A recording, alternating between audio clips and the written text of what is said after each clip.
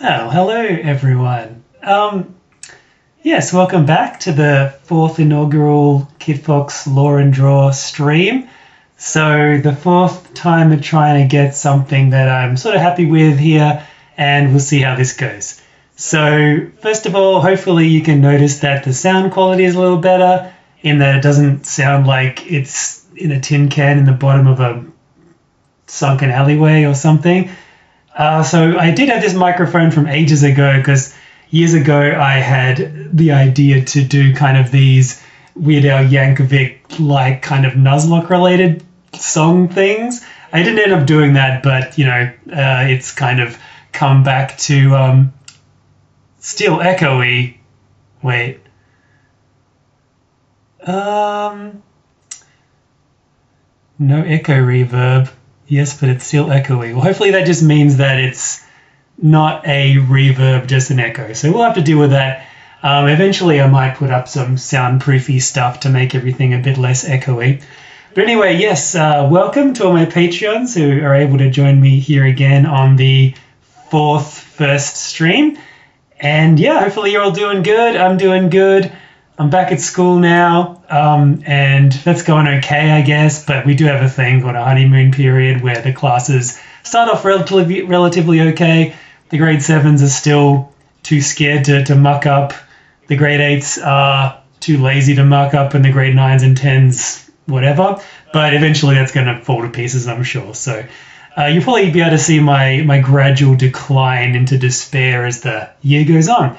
But as I mentioned last time, I do have the plan of trying to quit teaching, and to do that, I've just got to, find out how to make some money doing other stuff, and we'll see how I go with that. But yeah, my name's Kitfox Crimson, as always, Matt Cleaver, and I'm here to answer some listener questions, draw some listener requests based on kind of my various comic stuff.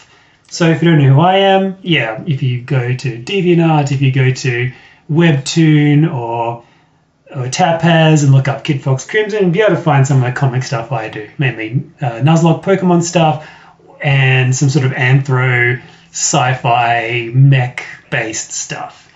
So yeah, we're here to do a bit of drawing, a bit of answering questions and seeing how good I am at multitasking by doing them both at once.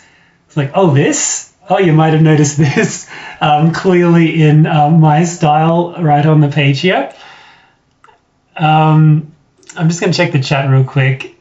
It's still echoey. Maybe your speaker. Maybe it's in the room. Yes, it is. So what shall we draw first? We'll get to that in a second. Have a silly idea, eh? Well, that's my best kind of idea. What do you call them? Yes, best idea type is a silly one. But I thought I'd start off with just something. There was a question ages ago in the first stream, I think, about sort of what started me down the kind of animal or anthro or furry kind of route with my art style, or, the stuff I'd like to draw.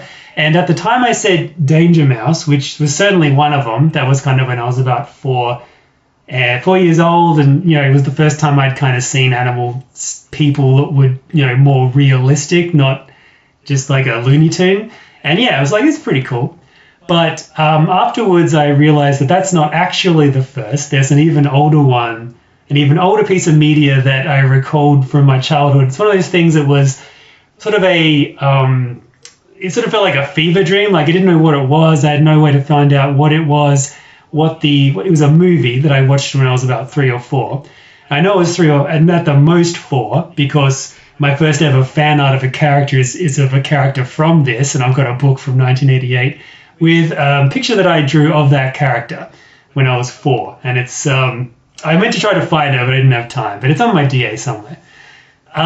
So that is a movie that came out in 1986, and there's 2 movies that came out in 1986 that kind of helped define the progress of what I would draw in the future in terms of like the content and the style and that sort of thing. One of those cartoon movies was the 1986 The Transformers the movie, and the other one, the second most important animated feature film of that year, Not Laputa Castle in the Sky, not the Care Bears 2, A Next Generation or New Generation or whatever it's called, not the Australian Tom Sawyer film, but it was a little Croatian film, the first Croatian animated film ever. Now it's Yugoslavia, I think.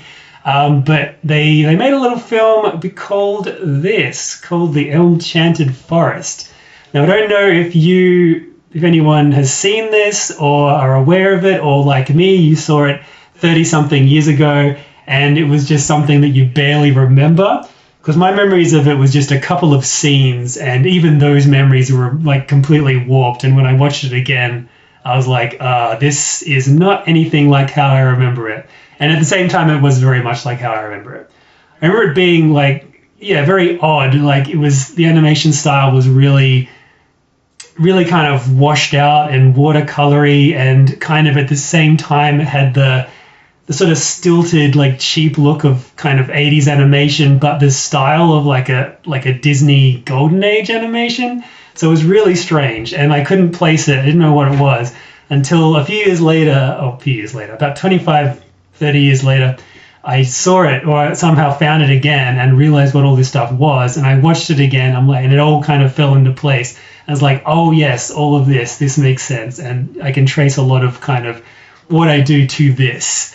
So I'm just going to like do a little drawing from this while I kind of talk about it a bit, and then we'll get into some other stuff. So the Elm-Chanted Forest is basically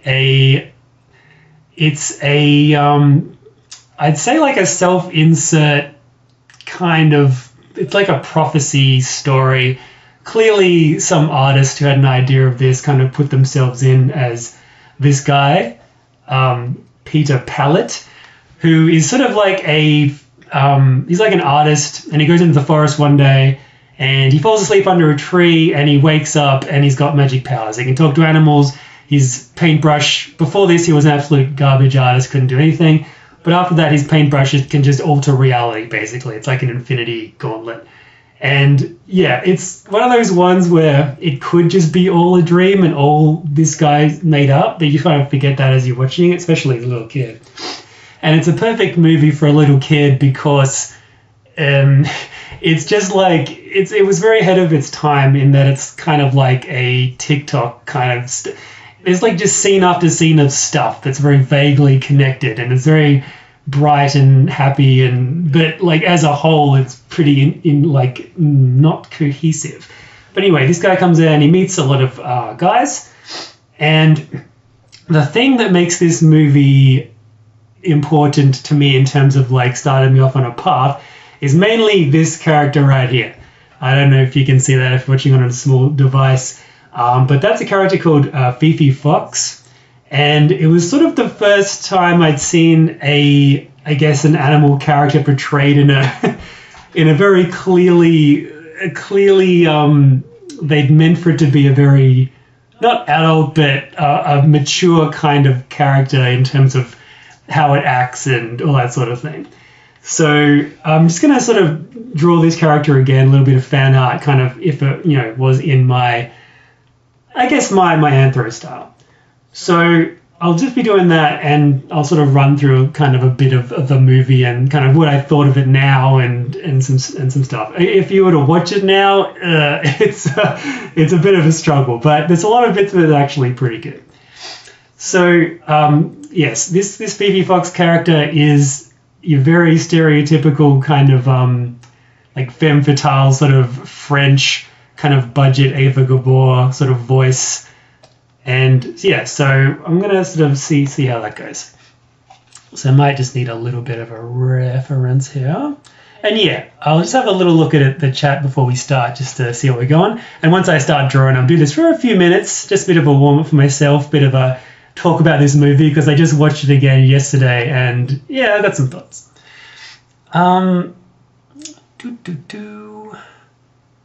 There's the room, refresh thing to fix it, good.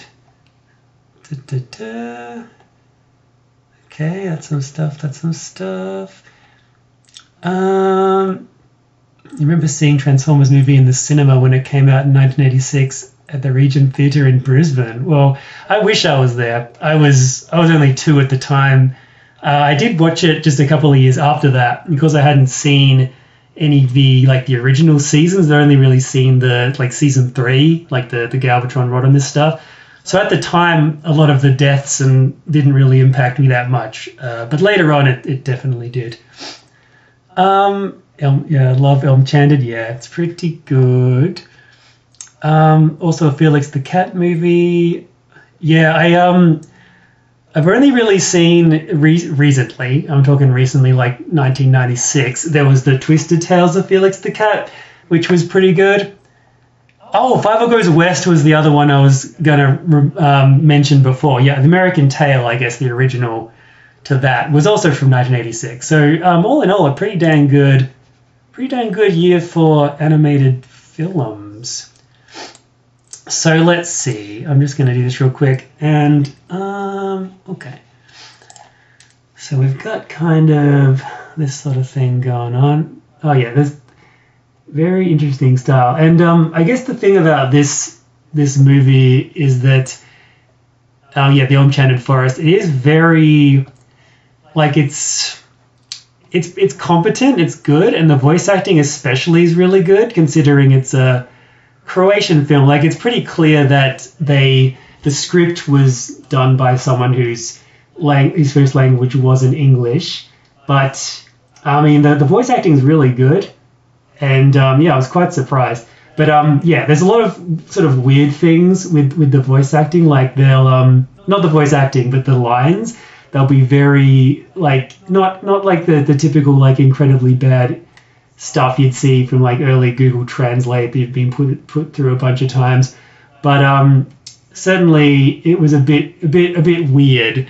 I'm trying to think of one of the lines they said that was just really weird. Yeah, instead of just saying I'll see you again soon, though, they said come soon again. It's that's not really how you say that, is it? But that's fine. They did their best. But yeah, so we're going to get this sort of same sort of energy in here. But yeah, as I was saying about the style of it is, very weird. They've clearly taken a lot of design cues and just straight up tracings from different eras of Disney stuff. So a lot of the villains or the human characters, I guess characters are. They just look like a Cuphead villain mainly. They're just big and and chunky and have those big bulbous noses and all that kind of thing. Whereas all the animals are from they're very they take their influence from Bambi and Sword in the Stone. There's an owl that just basically is the Sword in the Stone owl, and there's a beaver in it called J. Edgar Beaver, who is named after the guy who founded the FBI for some reason. Don't know why. That doesn't really have anything to do with anything. Much like a lot of the stuff in this doesn't have anything to do with anything. But yeah, that's just the beaver from Lady and the Tramp. It's just completely the same. If you've ever seen any of the kind of Dingo Pictures stuff where they've just taken a bunch of assets and just traced them, it's there's a step up from that. So it's not that much different from the level of quality you'd see in that, but a bit better. So yeah, it's a lot of the animals very, very kind of your Bambi, your sort of 40s and 50s era Disney stuff. All the villains are much more like your 1930s, late 20s Disney characters. So yeah, interesting kind of style. And the guy himself, Peter, is he's not really he's different again. It's something completely different. Struggling with his mouth. Oh, I'll do for now. He doesn't look sort of Disney at all. He kind of looks more like he's from a Asterix or Obelix comic. But yeah. So yeah, this movie was interesting. So it sort of starts off. He's got this magic. Yeah, Peter's got this magic paintbrush, and he just doesn't really do anything with it for a while. He kind of just like screws around. He sort of gets the first thing he decides to do, I suppose, because he finds out he can talk to animals, and also suddenly he's a decent artist when before he wasn't, is he starts drawing or painting portraits of all the sort of forest animals who kind of come up and do that. At the same time, he finds out that he doesn't find out until a little bit later, but there's basically a prophecy where the sort of this despotic ruler of the place, he's a cactus, this cactus guy who looks like a 1920s Disney or Fleischer sort of Betty Boop sort of completely wacky, weird looking dude. He finds out there's a prophecy, I can't remember the exact words of it, but something along the lines of a painter will make the cactus kingdom flower. And for some reason he's like, oh, I better kill this guy. I'm not really sure why. But I extend this canvas a bit. I definitely want to have one of these cigarette holders. Yeah, so I'm just going to extend this canvas just a little bit to the side. Canvas size. Width. I would have thought 3,000 would be fine, but it is not fine. 5,000, please. Yep. Okay, and then just to fill the rest of this in, back to this. Oops. Yeah, so he's drawn portraits of all the forest creatures, unbeknownst to himself, unbeknownst to him that this big cactus guy, and the cactus guy's kingdom is it's like sort of Maleficence from Sleeping Beauty, except like even more metal, if that's possible. Like, even though that movie has got like dragons and goblins and everything's just like a heavy metal or an heavy metal comic stuff, it's even more so than that. Like, everything is covered in spikes. This guy's all about like spike stuff, because if you're a cactus person, I guess that's sort of all you know. But so even like the dinner plates have spikes, all of his henchmen are axes that have faces, and he's got like this second in command giant like armored suit guy called, he's this big armored suit with a guillotine for a face, and he's called just like, I don't know, Le Guillotine or something. For some reason he's French as well, but he's the executioner. So as well as being this enormous like armored suit with a guillotine for a face that you later on discover is of course some little tiny guy inside, he's also a super genius who builds later on in the movie this big sort of mech robot thing that ends up, it's like the last ditch effort to kill Peter and destroy the forest, which he sort of wants to do, two birds, one stone.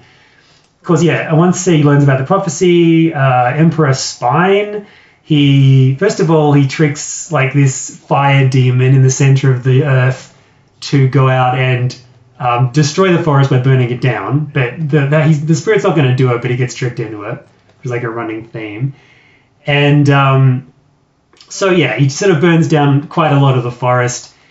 Peter stops it from happening by just using his paintbrush to make some clouds, and that does it. But for some reason, he can't use that power to also restore the forest. It's very, very nebulous what his thing can actually do, what his paintbrush can do. And it's never really explained, and it makes it difficult to kind of have any stakes in it. Not that a little kid's really that worried about that sort of thing. But, difficult to have any stakes because, you have no idea what his powers are or what his limits are.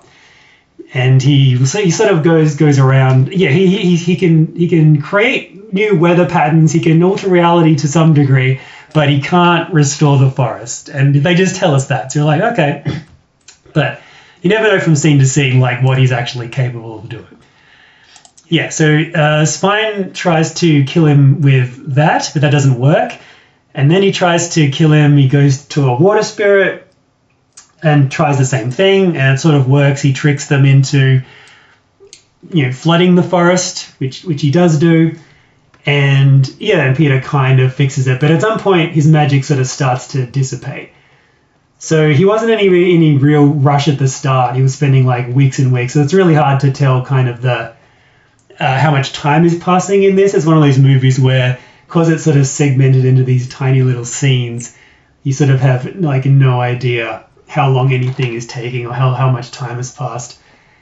Yeah, so that happens. He tricks the water thing, and that's another like Cuphead looking dude. And eventually that fails as well, and the powers are sort of going away. And there's a lot of sort of songs in this that are incredibly, like, they're okay, but they just go for way too long. There's like a lullaby that's like, it is one, because it would put anyone to sleep. It goes for about 15 minutes, and I guess they were just really proud with how they'd animated the frogs and stuff like that. But some other characters that just ripped from Disney are in that kind of water area. There's like a lizard who's just exactly like Sir Hiss from the Robin Hood, even down to getting like a mirror smashed over his head. So that happens, but that fails as well. So then Lord Spine, Emperor Spine gets his executioner to create the spine something. In my head it was always like the spine crusher, but it is not that. It's something else. Because that's, in hindsight, that's like a bit crazy. What am I doing? This default. That's not correct.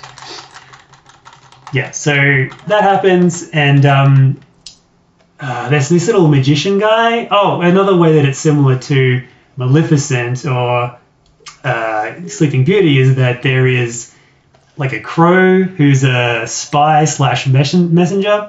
So there's just all these little things that I keep remembering that are just ripped from Disney stuff. But that's okay. Yeah, so he builds this big vehicle, which is clearly like what they spent 90% of the budget on. It kind of looks like a cross between like the Technodrome from Ninja Turtles and like just a gigantic thresher machine. And it's got this big like face on it, and it's just absolutely terrifying. Like as a kid, it was like, oh my God. Like the VHS copy I had, you could barely see it.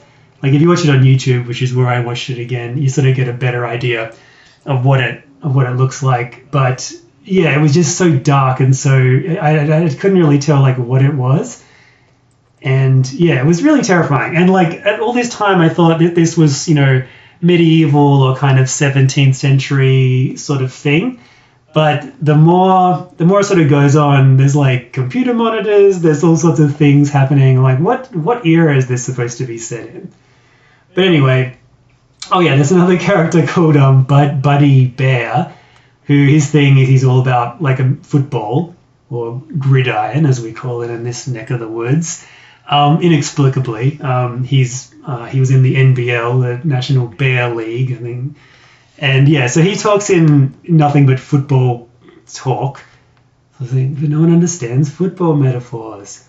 But so and this, you think this is going to have a payoff because a bit later on, Peter gets kidnapped by these mushroom people who, like most people who just have a fleeting remembrance of the film, the thing they'll probably remember is the mushroom people and the song that they sing. With incredibly racist stereotype mushrooms. Haven't seen racist mushrooms like that since Fantasia. But that scene is also where Sammy the Snail is from, which is the character that I did fan art of when I was 4. And so there's a song in there, pretty iconic. He escapes from that. That's a really dark as well scene, because the mushrooms are all talking about like, oh, if you're not a mushroom now, you soon will be. And they go on to talk about how like everything becomes a mushroom in the end. It's like, oh, if you die, you're gonna turn to mushrooms. Like, that's pretty bleak. It's pretty grim. But they get out of that. They this little magician guy who was a turncoat. He was bad. He turned good.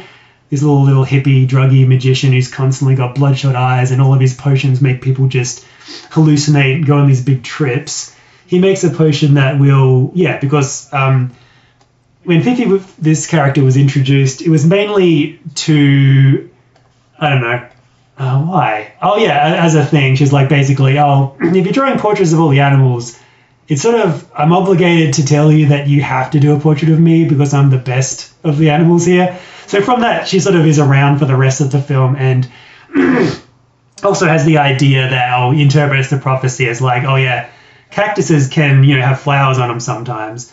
And so they make a potion to make him flower, and that'll like change his demeanor and stop him from being evil. So they get in there, the beaver just chews through all these axe minions. Like, these are living creatures. He's just biting them all in half. But that's fine. And somehow Emperor Thorn doesn't wake up, even though he's sitting right there while this big battle's happening. They give him the potion. He sort of gets flowers on him. He turns into a doofus. If you think in terms of, if you've seen the Digimon first movie, it's how Kokomon changes from his like evil form into his weird clown form, something like that. And it gets very like Beatles' Yellow Submarine in that everything turns like flowery and good, and the spine crusher, whatever its real name is, that big machine, turns into a Ferris wheel. Everyone starts dancing, and it's all good. This all happens in the span of like 3 minutes at the very end. It's a trip. I won't talk about that too much, except that it's pretty good. As I said, though, if you were to watch it now, don't watch it with anyone who might have a lesser opinion of you from watching a terrible childish thing that is going to be like staring at you the entire time. They're like, why are you watching this? Don't do that. But apart from that, it was a cool little trip down memory lane. And yeah, sort of cool. I'd never actually drawn... I drew this character once when I was... I guess it was about 8 years ago when I rediscovered it. And I drew a whole picture about the whole thing. But that was then. That was just more in the style that the show was in. But yeah, I just thought I'd share with you guys kind of a movie that I sort of rewatched, having seen this as a little kid, and it probably was the movie, and in particular, this character that, sort of got me started kind of drawing animal people, and was the first time I'd seen a character that wasn't just like a Looney Tunes like thing. It was like a bit different. Yeah. So that's that. I won't spend too much time talking about that. But yeah, Elm-Chanted Forest. Go check it out or don't. That's all good. So I'm just going to jump back into chat real quick and see what we've got going on here. I'm going to read it backwards because that's how I do it. American football just isn't that popular. Sorry, but there's no reason. We do like baseball, though, as there are Aussie baseball teams. Yeah, even though, as I've said before, we have our baseball equivalent, which is cricket, in terms of it's kind of my personal enjoyment of watching and excitement involved with the game. But yeah, I guess we have some baseball stuff. But yeah, we've got our own Aussie rules football, of course. And probably the game most similar to American football is what we call rugby, which is basically the same thing except no one wears any armor. So it's just way more dangerous. But even then, that's more of a northern state thing. In Tasmania here and more in like Melbourne, we follow AFL more than anything else, which is very different. You'd think by now American football would have taken over the world. Actually, I quite like it because I like to play Blood Bowl, which is a Games Workshop game that's fantasy races, orcs and lizardmen and all that, but it's football. So it's actually amazing. So I like it because of that. A question. Okay, so I forgot to bring any notes in here with me, but I think I can remember this. I'll answer this as we've got a drawing suggestion going at the same time. Will there ever be aliens in the Generation universe? I will get to it. I wonder why American football isn't popular in Australia. Yeah, as I said, because we've got our own one, I guess. American football isn't that popular in Australia. Aussies love rugby league. Yeah, as I was saying, while New Zealand loves rugby union. Yes, they love it for sure. Another big influence on me was a comic series called Foot Rot Flats by Murray Ball. If you look that up, that is a New Zealand comic strip, started in the 70s, went to the 90s. When I was about 10, I was like massively into it. I'd be drawing the main character from that, who was a border collie dog. And yeah, a lot of influence from that as well. But yeah, they love their rugby union, Tasmania and some other states, AFL, and the rest, is rugby, other stuff. Rugby league. Um, this is a really okay. This is I regret immediately going through this conversation backwards. How popular is American football in Australia and New Zealand? We just finished watching. Well, we're watching Dark at the moment, the German sort of time travel drama. I feel like I'm in that right now, just the way I'm reading this backwards and how it's unfolding. Come soon again sounds like that they took the literal translation of the lines. Yeah, exactly. A lot of it's like that. Pablo Goes West was one I remember watching a lot as a kid. Yeah, I think I'm back to the start. Yeah, Disney and Don Bluth. Yeah, Pablo Goes West is one of those sequels that is just probably as good as the original. I didn't watch that as a kid, but I watched American Tail, and I love that a lot. And Pablo Goes West, watching it later, it's like, yeah, it's pretty good. Unlike Land Before Time 2, which is like a completely different film. I guess because Don Bluth wasn't really involved with it. Okay, so I'm just going to jump back up to Twitter Flats the movie. No, jump back down real quick. My lizard brain was drawn to that word. Yeah, A Dog's Tale. Yeah, pretty good. I thought that was quite a good movie. Except that the dog's voice wasn't anything like how I imagined, but the rest was pretty good. And when I watched that, I wasn't really that familiar with like the concept of different like countries having different accents. So because it was sort of New Zealand, which is like Australian but a little bit different, and usually you have to actually be either New Zealander or Australian to tell like the little differences. It's a little bit like the Canadian American thing, like from our perspective. I was like, they're talking like we talk, but just slightly differently, and I can't put my finger on why. But yeah, it's because it was all from New Zealand, and yeah, really iconic song in that, "Slice of Heaven," which is pretty good. So I'm going to go back up here and have a look at some requests drawing wise.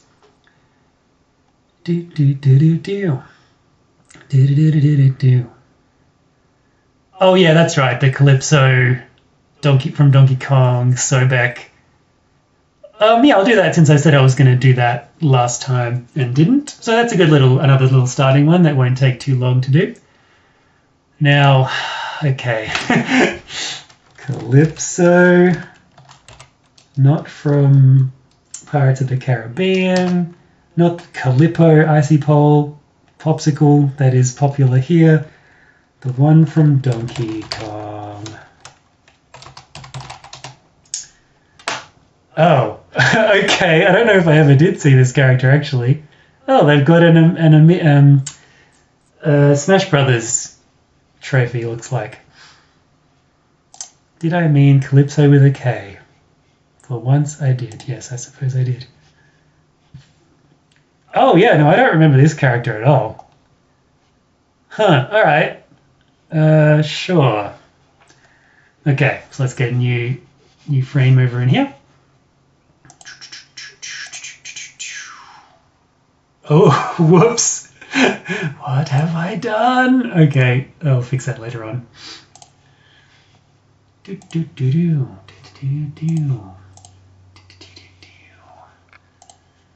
All right.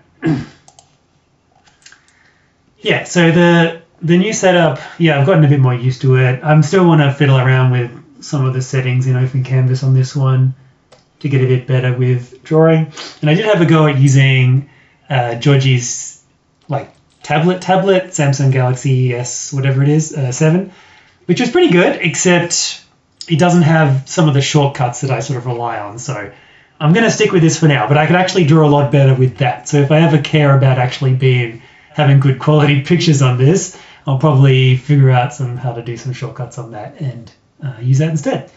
But all right, Calypso. She has a gigantic afro, second only to Mirror B from Pokemon Colosseum, I think that Game Boy game. But yeah, pretty hefty afro here. So I guess I don't think I'll do the afro. Yeah, I'll see how that goes. If I don't like that, I'll do something else. So Sobek, even though I just drew her like a couple of weeks ago, no,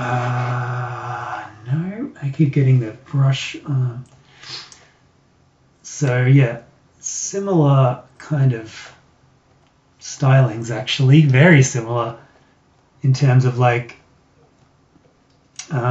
sort of just general attitude. But we'll get started on this. Let's make sure I've got enough. I'm drawing a bit too big, I think. I'll zoom in a little bit, and I've always got a bit more room to zoom out. Okay. Yeah, let's do it. Oh, brush. It's a little bit big. Zoop. Yeah. I did say last time that I was going to do like, you know, work with a bigger brush because it kind of hides the wiggliness of these digital lines that I'm still not great with. But I didn't really do that. Oh, they're kind of a little bigger, I guess. Now, yeah, I do like doing lizards a lot of the time. I don't have many of them, but they're all good. Which is weird in that I sort of like doing that, but I kind of famously can't draw a dragon. So I don't know what the deal is with that. You'd think it would be like one similar to the other, but apparently not. So we've got this. All right, so while I'm doing this, aliens in the SG universe. So, okay. I try to, like, even though it's a very weird universe, I do try to base it on, like, the way I would consider our actual universe to be. So I feel like my personal opinion, I guess, is that, yeah, there probably is aliens out there. This is not a hot take or anything, but yeah, there's probably aliens out there, but the chance of them, coming here is like astronomically tiny. So, excuse me. Yeah, there's much like that, although in unlike this universe, the SG-RG universe has got much more kind of incredibly high technology. So, whereas in our universe where I feel like we would probably never encounter them ourselves, sorry, I'm just looking at a book for a reference here. Even though we're unlikely to encounter them because of the incredibly vast distances, yes, there's, potentially borderline infinite planets out there, which means it'd be astronomically unlikely for there to not be aliens. It's equally as astronomically unlikely that either us or them would be able to know or find a way to cross the interstellar distances to meet each other. But in the SG-RG universe, that could be different. That could be a thing. Are there aliens? So there's certainly other dimensions. That's something that is absolutely not a question. Couldn't find a picture of Sobek to go from, so I'm just going to wing it. I couldn't remember exactly how the front of the mouth went, but I'm just gonna guess. Last time I did mouth opens. This time I'm going to do mouth closed. And the only picture I could find of her in the hardcover version that I printed out, mainly as a vanity thing for RG. Still up on lulu.com, but yeah, this, I think I was like, oh, it's like an old style book. I'll do it out in hardcover, whatever. No one will buy it, but who cares? Yeah, I couldn't find a picture of Sobek quick enough that had her more features. It was just a very little kind of pixely one. Not pixely, a zoomed out, so it didn't have a lot of detail. So yeah, I'm going to go with the afro first of all, and then see if I hate it. So I'll see how much I hate it and then maybe change it later on. So she's definitely got teeth. That's one thing. Yeah, it's one of those characters that are pretty defined by the hairstyle. So I'm not sure how much Sobek's going to come across with this. I might leave the hair till last so I can figure out what I'm going to do with that. And just go down to the outfit, which is going to be okay, yeah, it's was this character in the original Donkey Kong? I guess I've only seen one episode of that, so it's not particularly something that I watched a lot of. I think we just got back when we do this sort of thing, just buy stupid stuff. I mean, it's okay, I guess, if you don't want to bash it or anything, but we get things that kind of looked a bit silly to us and just like watch it as a joke. And so I think that was one of it. Either we got it for one of each other as like just like a stupid present, and we just would watch it, just like a couple of episodes that were on DVD. I'm hating this. Let's start again. But yeah, either way, it's not something we watched a lot of. Delete your art, as Joffy said, if you're not feeling it. So yeah, I only watched a few episodes. She might have come along a little bit later on, and that's why I don't really know who this is. I think the main gist of the show that I can recall is Donkey Kong like losing a banana or something, or finding a banana. It was sort of like that sort of thing. I don't know. I can't even remember who was in it. It was like an old dude, like a Cranky Kong sort of character. But yeah, not anything really that sticks out in my mind. But yeah, cool character design, this, I would say. Yeah, so aliens in the SGRG world. So first of all, yes, they would exist, much like I think that they exist in real world, in the real universe. Would they ever be in it, or like what they would be like? Don't know. And I was going to say there certainly are alternate dimensions in the SGRG universe, because I guess spoilers for Restored Generation. It's not really a spoiler because it's not even like sort of 2001-ishly. It's not actually very obvious that that's what's going on. But the way they beat Sapphire, the dinosaur, is they sort of combine the universe temporarily with another universe in which dinosaurs are not like sentient godlike beings, which makes it so that she can like be defeated. And the universe that they combined it with was this one. Like it sort of flashes to like the real world for a second, and it's this one. And yeah, sort of it flashes in like to Crystal. Yeah, the dinosaur having a sort of like a real life skeleton, and then for a second, and then is dead. So yeah, alternate dimensions are something that exists. A lot of I guess when it was all sort of fairly nebulous in terms of I hadn't really like put any sort of concrete stuff down. The aliens probably would have come in and been something, maybe like been a different race, because all the different races are sort of something different. There wasn't originally going to be like lizards and birds. They were going to come in as something else, like maybe aliens, maybe not. But after Industrial Revelation sort of established that all those animals do exist, including humans, even though there's only one left, they weren't going to be aliens anymore. I've had like lots of other kind of universes in which aliens did exist.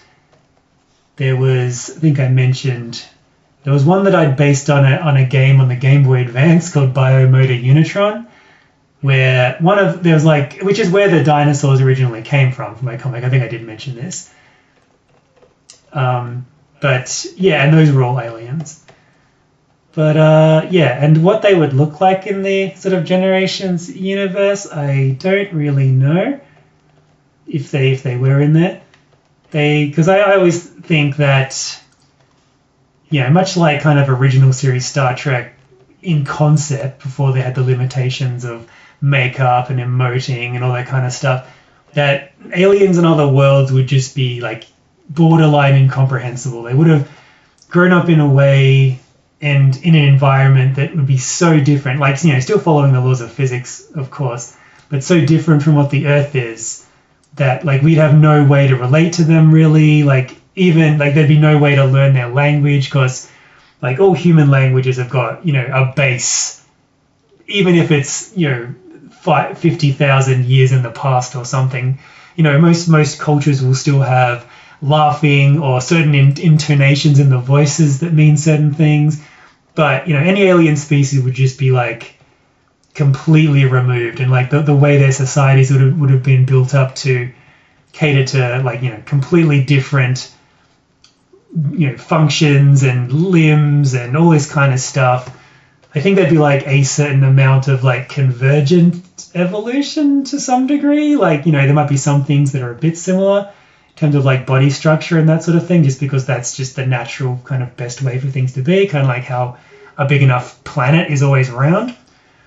But yeah, apart from those sort of similarities, that like aliens would just be like completely unfathomable.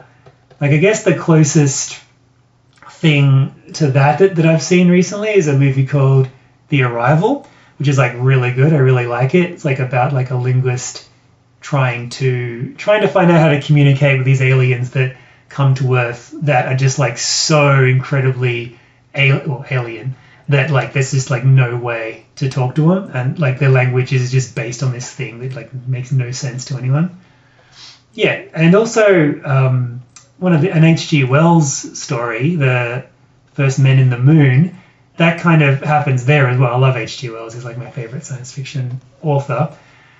But yeah, these two guys, they invent a type of metal or a type of alloy that just like some things can block like certain radiation types, like light and heat and stuff like that.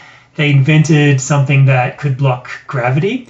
So they used that to get into space and get to the moon. And when they get there, they find out that, the aliens who are living there, it's like that. They have no way. They can't even get their point across by, pantomime or anything like that. It's like talking to an ant or something. There's no chance. So yeah, if there were going to be aliens properly in a universe of mine, it would be probably like that, where there'd be very little way to actually kind of talk to them. Yeah, so I've got no real plans to kind of do that, but it's always in the scope, and yeah. So yeah, there are aliens. Yeah, okay. So to kind of like sum up in a nutshell everything I was just blathering on about. Yes, there are aliens. If there were aliens, they would be completely like different and in expression and shape and all that kind of stuff. And I kind of don't really know how I would do that, because it's almost like Lovecraftian in the way you have to sort of make something that you can't make, sort of thing. But yeah, and if they did, they would be like that.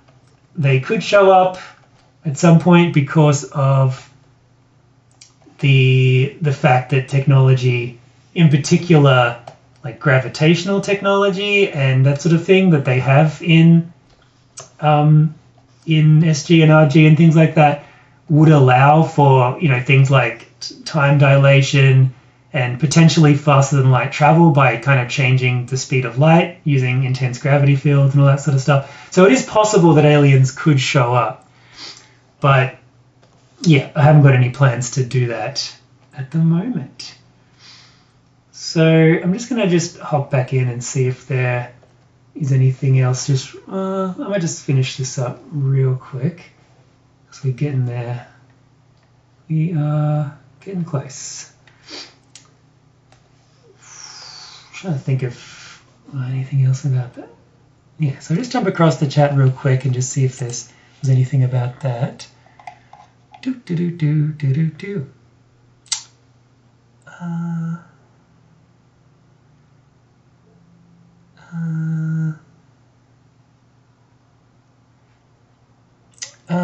some GameCube game with the bongo. Okay. Yeah, that makes sense. Kind of on the topic of aliens, are there humans outside of the solar system in our shadow universe, as in other adverse or even flared humans wanting to build new civilization on distant worlds? Yep. There probably is. So yeah, in back when humanity had all been flared, all gained the sum of all knowledge, all kind of hooked themselves up to the the Matrix basically, so that they could live a life that gave them more stuff to do than what the real universe could give them. Before that happened, they would have absolutely, gone into space. They would have used their knowledge and technology to, go to the furthest reaches, solve every mystery of the universe. Because there was still stuff to do like that. They probably would have done it. They would be still doing it now, and they wouldn't have gotten bored and gone to the Matrix. So yeah, it is incredibly feasible, I would say, probably very likely, that there are some humans out there. I mean, whether or not they'd still be in a state to come back, because probably the same thing happened to them there, which happened to the humans on Earth, where eventually they did just be like, well, we'll just go into a simulation. But yeah, there's certainly some other humans out there, and maybe they'll come back. Maybe if their suspended animated world had not been destroyed like it was on Earth, then they probably might still be around, because there's no reason to think that they wouldn't be able to preserve themselves. They're probably still around, and maybe, the fact that Earth is now recovering a little bit and is now populated and in a state of kind of warfare, they might decide to come back and see what's going on. But yeah, and there might be some other adverse ships out there as well. So yeah, the adverse being the humans that didn't gain the sum of all knowledge and couldn't access that sort of fake world. So they just went into space to just spin around at near the speed of light and then come back to Earth when everything was no longer destroyed, because they basically destroyed it trying to bring the other humans out of their suspended animation, and also all the machinery that humans built to kind of keep the world the way they wanted it all ended up breaking down without the smart humans being able to maintain it. So there's probably some adverse out there that didn't get the message that was sent out to alerting them that stuff was going on Earth. So there's probably some more out there, and they might be in different stages of technology. But yeah, if like the humans that had been flared came back, that'd be a whole different level of stuff to deal with, like incomprehensible. They'd be more like the dinosaurs in the Restored Generation comic, in that they basically ultimate cosmic power. They can do whatever they want. But the reason why animals can't do that is because the neural flare wasn't made for them, and the animal brains are still like wired differently, and they're still like a fair bit less developed than human brain, or a bit smaller, so they can't gain the full multitude of what a human would gain from it if they could do it. Yash couldn't do it because he's an adverse and they can't do it. But yeah, if a human were to do it, they would they'd start off as a baby without being able to control all the technology. But once, because the fail-safe systems that stop them doing that would still be in place, but once they got all their powers, they could basically do anything. So they'd be like a whole nother level. So if they came back, it would be, they'd be more different from the adverse humans than the animals are. And they'd probably, like, even what they want would be very difficult to figure out. I think this afro is not quite big enough. But yeah, depending on how long I do this story for, I might explore something like that. I've certainly got a lot of like other things that I would want to do. That does feel like, though, that if I did that, it might kind of go down the same path as RG, which I didn't love, in that it's that thing where if stuff gets too powerful and like power levels escalate too much, it just gets like Dragon Ball Z, where everything kind of loses all meaning, and the power level's gone up by a factor of 10. It's like, well, we can't really visually show that now anymore. Like it like just becomes like white noise, all the power level of stuff. So I feel like it's too much. Like in idea, it's like even more bigger and better than before, but like that's sort of a trap that you write yourselves into. And I'm much more like, I'd prefer characters to be good and the story to be good, and not necessarily have like insane stakes. Even though I just did that with In Our Shadow having pretty big sort of stakes and world-spanning stuff, but like yeah, and that's sort of like a default that I still like knee-jerkedly go to. Is like, it's got to have a big old fight at the end, but it doesn't really. So yeah, I probably would do, like, yeah, I don't know. I'd have to figure a good way to deal with the flared humans if they came back. But they certainly probably, I'd say they still exist somewhere, absolutely. So that didn't line up very well in terms of me finishing this and getting on to the next thing. But yeah, I'm just about finished with this. So if you wanted to jump in, and I'll have a look at some older requests, but if you want like a new question, I'll have a look at that. And I'll go back and have a look at some of the other requests as well. Oh, I'm going even slower than last time. I better get a hustle. We've done 2, it's nearly an hour in. Time flies when you're just gabbing on about stuff. So yeah, I'll get rid of this. Don't know why I'm being so precious. Oh, I forgot the main thing. I forgot the little old 2 main things. I've got both of the main things. Both of the number 1 things. First of all, she's got little this. Not that little. Second of all, Calypso's got a skull of some sort. Doop. Oh, it's like a little... Now, this will be a deep cut, but this looks like in Hero Quest, a game from 1999, a cross-adventure between Milton Bradley and Games Workshop. They're the dice to determine whether an enemy... Well, the dice have like... They have a hit, they have a shield, and they have this symbol, which is like a block for an enemy. And it just looks exactly like this. The dice result that will save an enemy from dying looks like exactly like this. More or less. No, there's a really cool video about YouTube on YouTube about it. The guy refers to them as the bunny rabbit dice because when you turn them upside down, they look like a rabbit. What did I do? I colored that in the wrong way around. Whatever, it doesn't matter, it's fine. Artistic license. Anyway, there we are. So yeah, that's a Sobek. I guess, you know, she is still alive at the end of Industrial Revelations and is immortal, so she probably ended up in the 90s, which I hope to God is when this game is from. Probably not, though, if it's on like GBA, probably like 2004 or something like that. But anyway, yeah, pretty cool. Oh, hold on. Also, God, so fussy. Yeah, she's got those kind of neck things.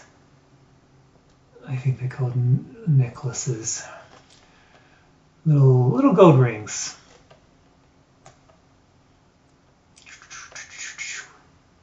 Yeah, all right, there we go. So Becca's Calypso.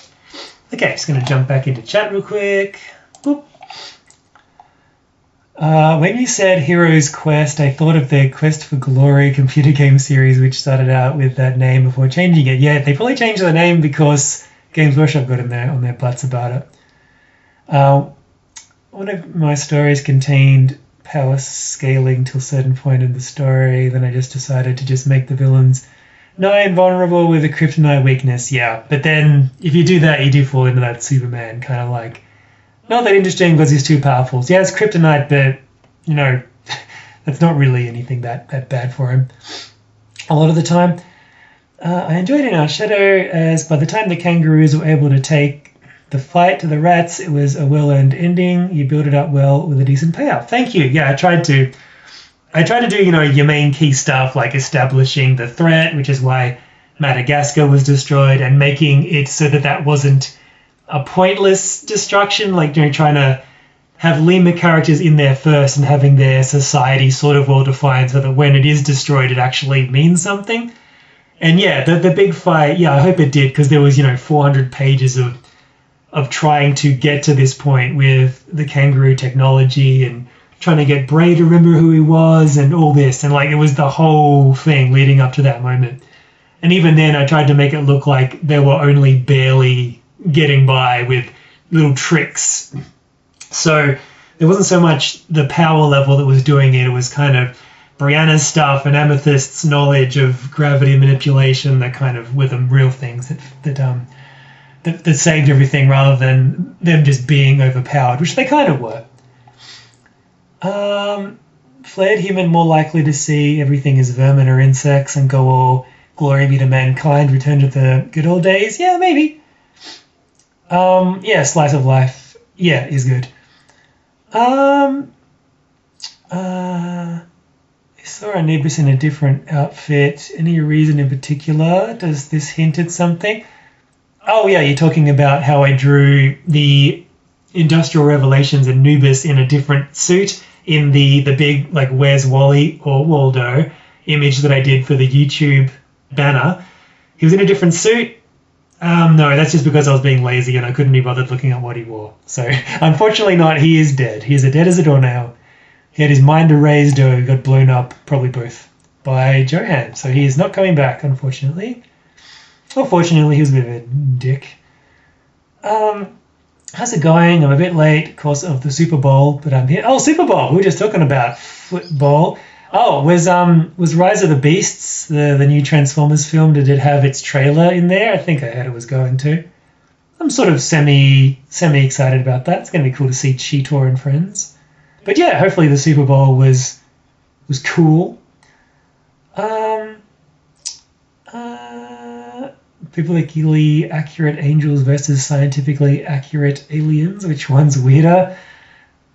Probably about the same thing, I reckon. Well, one argument could be made that that's what angels always were. There's a Krista Berg song, showing my age here, but yeah, basically where it's like angels and Jesus and the Archangel Gabriel, I think in particular, he comes to Earth. And that's why in the Bible, the first thing angels say to people when they appear is like, oh, don't be afraid, because they look like some barely comprehensible four-headed monstrosity with a wheel of eyes going around me and a burning sword in my mouth and 6 sets of wings. And don't worry about that, because I'm actually all right. So I guess there's like a theory that, it's just a fun thing to think that, yeah, angels are just aliens, and like, there is no difference between a biblically accurate angel and a scientifically accurate alien. It's kind of equally as crazy. And, just the interpretation or the ability of people at the time to comprehend these things, it really determines kind of what they're called.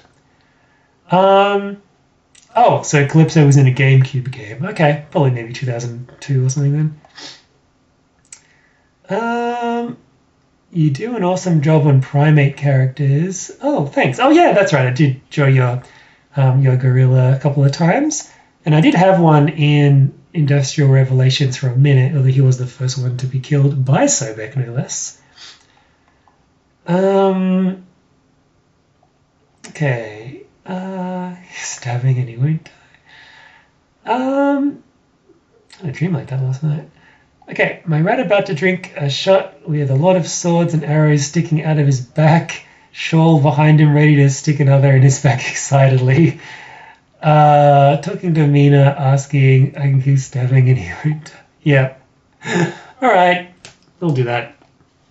So, yeah, that's Mina the Hollower fan character. The Yacht Club's games sort of pixel, it kind of looks like an early Zelda game, but sort of a modern version where you're going through a dungeon. So okay, let's see if I can do that from memory. So, right. I'm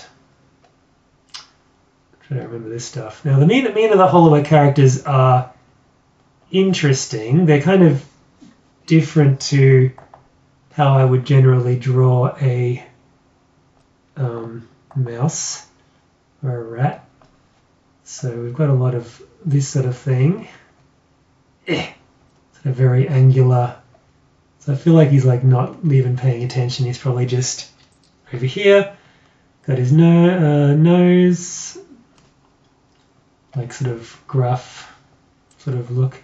He's going to look funny in black and white because a lot of like the eye detail is made up by, it's like empty, but you only can really tell it's white when the rest of the color is around it. So I'll do this. The ears are kind of really quite big, and they do this. And they're like, no, they're not that big. I don't think. I think Mina's is, but I think this guy's is not that big. I'm gonna do this, and there's a lot of kind of black shading to them, which I probably won't do in this, since I'd need to do that quickly. I'd need like connected lines, and I can't do that. So probably a little further forward with the hair here. Yeah, so again, no pressure if people want to ask a question about anything, but you know, in particular, I guess, about any universe stuff from my comics, or stuff you might want to see in the future, or what might be coming up, or anything that's happened recently on pages, or anything that doesn't make sense. Because I do a thing where like I'll try to minimize explanation of things that are happening, but like, you know, a thing that can happen when you're doing a comic is, because it's in your head so long, you forget that a lot of things that you take for granted other people like don't know because they haven't been thinking about it for ages. So I might like under-explain something, or like just leave something a bit too open to interpretation, and people might not know what's going on. So it is good having all you guys on Patreon, because that's almost like a little test. If there's anything I need to fix up, you know, for the masses, then I can do that pretty easily. And I'll be like, oh yeah, that doesn't make any sense, does it? I didn't explain that at all. A lot of the time I'll do that because I don't want to talk down to people. I assume people can, you know, put two and two together. And, you know, if I put like, you know, I guess an example might be the little floating screens that are around Yasha's head. Like most people kind of figured out fairly quickly that, oh, that was like a translation device. Because I did talk about in the first comic how a lot of the animal communications is based on kind of visual cues. So for a human to really engage in a conversation with an animal, they need to have that kind of similar visual language that they normally can't really do. So that's why he has that. And in fact, it's just happened recently, a little bit of a spoiler for anyone watching this later on, but Tourmaline ends up getting Yasha's device, and she has to change it so it works the other way around because she needs it for another reason, which I won't go into. But yeah, she'll change it. So now you know that she has it. She took off his little front armor piece, which had a little projector in it and a little camera that was like reading his face and translating his features and stuff like that. Or it would do that, you know, if it was translating your animal features into human language. And so, yeah, when she puts it on, you can see instead of a face, the screen has got like text on it. So it's working the other way around. But yeah, little things like that. So yeah, if there's any questions about stuff that like doesn't make sense, let me know in here and I'll be able to consolidate some stuff. Yeah, any ideas? But again, don't feel pressured to do that. I've got plenty of stuff I can yammer on about. Oh, you know, it is quite a little challenging to kind of talk about one thing and be drawing another thing. So I might just do the things that I see that a lot of, you know, people do. It's like they'll just talk about what they're drawing as they're drawing it. That'd be like a last resort. I don't really want to do that too much. Yeah, so I guess this is in his sort of blacksmith, more kind of outfit, rather than like the adventuring one that he had before. And yeah, we've got some arrows in here. I assume Mina the Hollower arrows just look like arrows. A lot of their weapons are kind of pretty like high fantasy looking. They're very, very, very smooth and edged, and they're also kind of steampunky too. So I don't know if an arrow would be different. Oh, I know. Yeah, the arrows probably have cogs on them. That's how you know it's steampunk. These are clockwork arrows with the power of steam. They can engage the pistons at 20% higher magnitude. So there's this, and then I guess Mina's there. I'll have to jump back in the thing.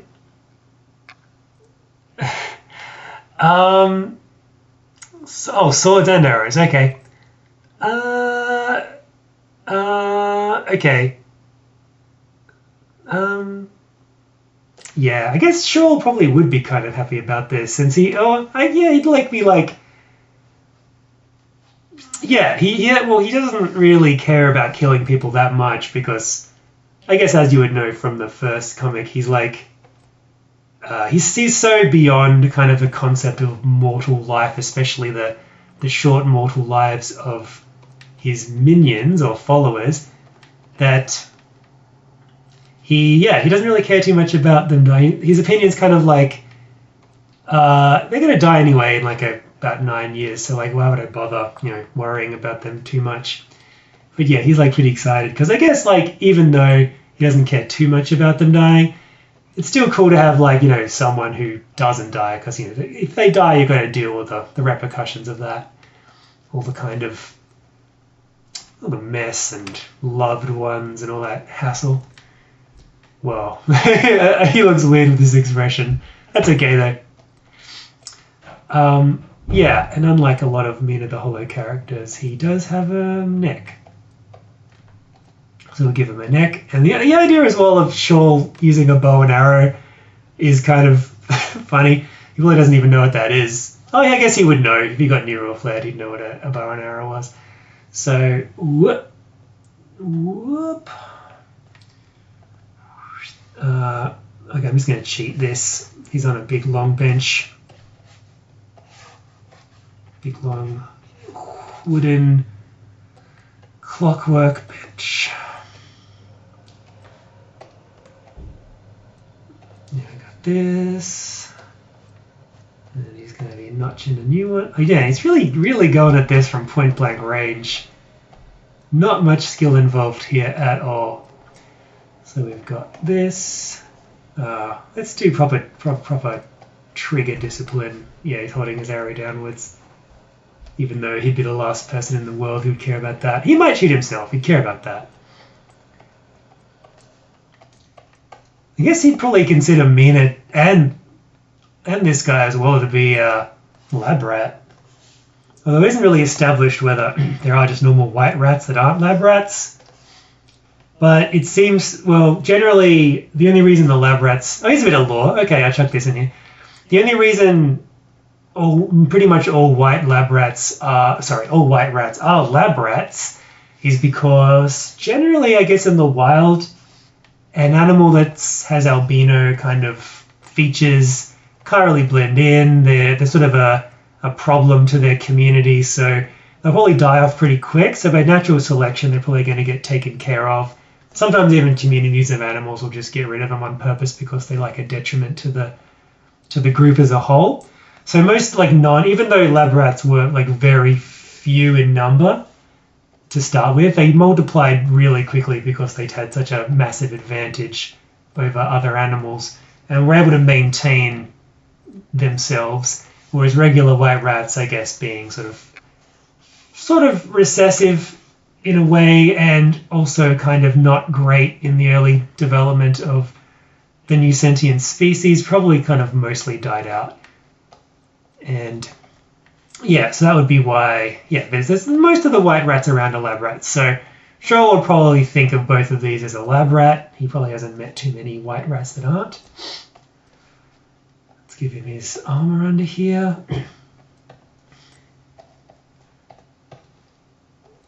Yeah, one of the most difficult poses, I think, probably is holding a bow so it looks normal. I didn't do it, but that's fine. I'm sure it's possible. Actually, no, I'm going to say it's not possible. I think it's impossible to actually draw anyone holding a bow, so it's not my fault. That wasn't even close. Thicken this up a little. Another little hack here. If it's made of wood, if you do a line that's a bit wrong, that's just the grain of the wood. Don't worry about it. And whoop. Nope. Whoop. Yeah, good enough. Didn't leave much room for Mina here. Let's go... Especially if I put a sword. I'll put the sword down here. Yeah, so the Mina the Hollow swords are all fancy and chunky. I guess because of the root square law, a smaller creature would be able to hold up a relatively bigger weapon. It's because of the way mass and stuff works, I guess. Inertia. Yeah, so all the weapons are like not Monster Hunter level, but pretty big. Okay, so this is all in here. And he's probably wagging his tail.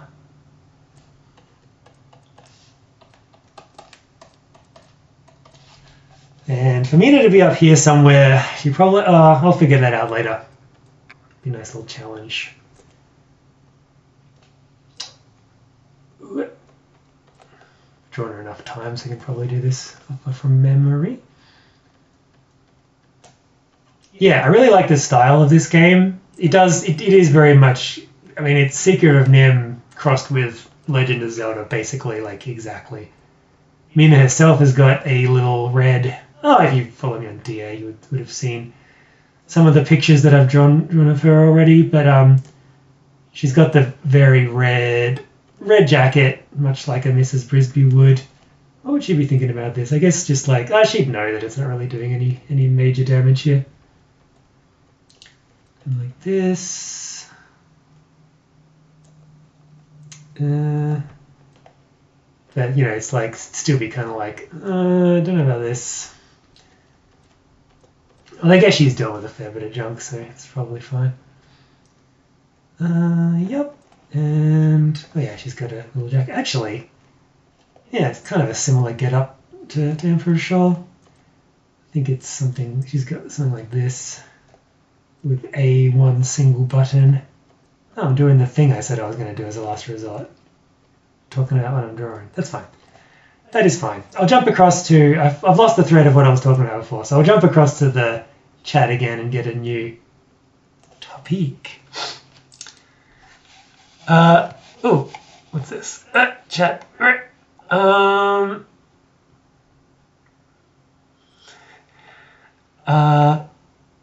She needs big croco cheeks. Oh, I assume you're talking about Sobek. I'm sure you're probably not talking about a mouse.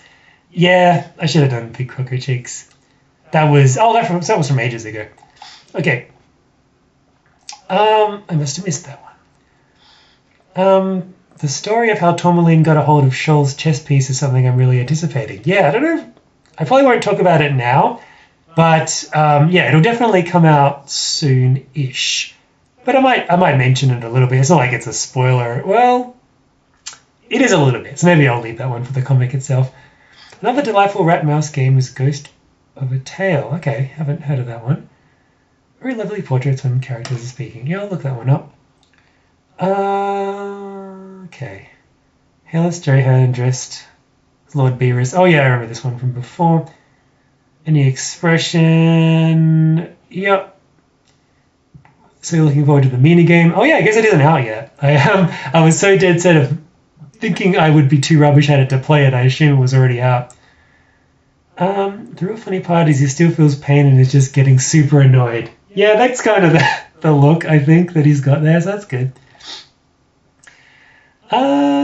Police is it as fun distraction? Oh, I mean, there's a mouse. Yeah, true. Yeah, there are mice in the Shadow universe, of course, but... So is there an explanation for how Earth and the Generation universe got destroyed? Which time? It's been destroyed a few times. Did either the Adverse or Flare humans use robots, or are any of those robots still around, and are they dangerous?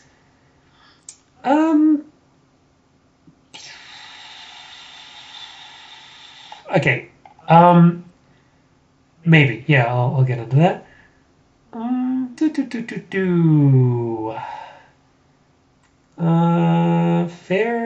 Farah from Overwatch. Farah Fawcett, I assume. From Overwatch as a jackal wearing the jackal armor from that game. That sounds cool. Yeah, so I might leave the Beerus one for a sec since I've already done an Omega request. So I might go and do this one in a minute. I haven't quite finished this one. So, lost the plot. Okay, here we go. Farah from Overwatch as a jackal wearing the jackal armor. Let me just get that up real quick before I forget.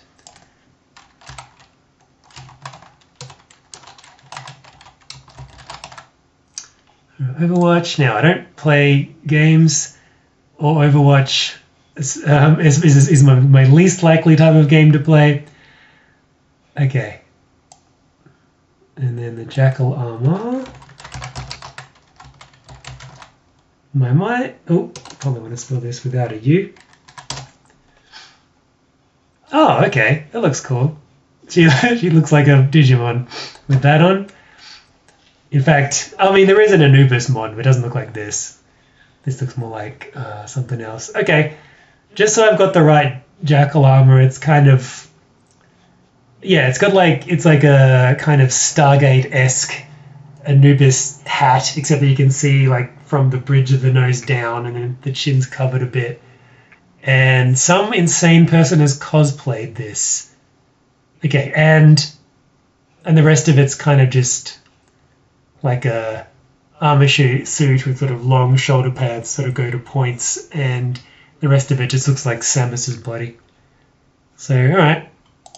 I can do that. Alright. Yes, that's the next... That'll be the next one.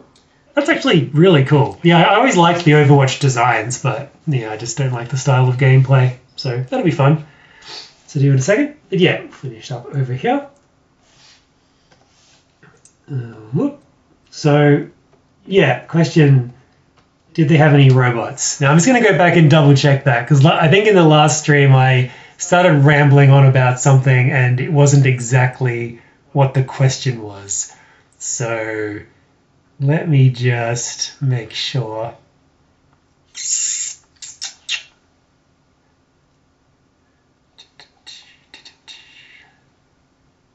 Yes, did the adverse or flared humans use robots, and are any of the robots still around, and are they dangerous?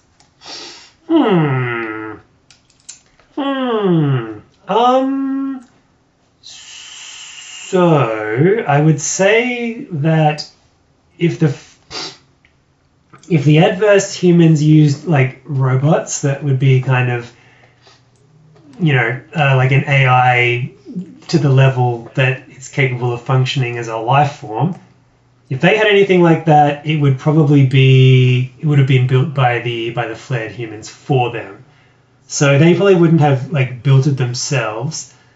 But yeah, they probably did have something like that, because it would certainly, if they can download, you know, all of human information into a person, if they, and you know, their computing power at that point would be, you know, leagues and leagues ahead of what we have now. They probably would have already gone through, you know, the singularity where AI has, you know, developed to the point where it's equal to that of human sentience, or, you know, equal to the level at which the brain can function.